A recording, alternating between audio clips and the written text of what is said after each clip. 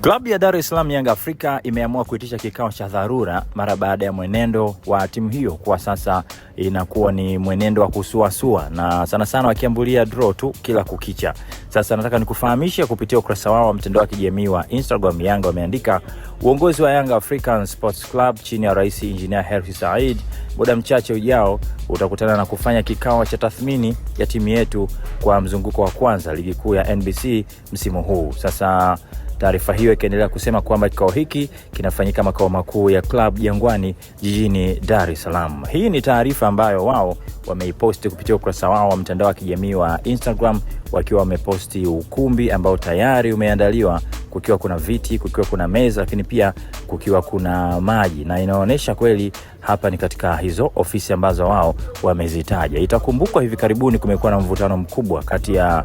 mashabiki lakini pia viongozi wenyewe kuhusiana na mwenendo mzima wa timu yao, namna ambavyo imekuwa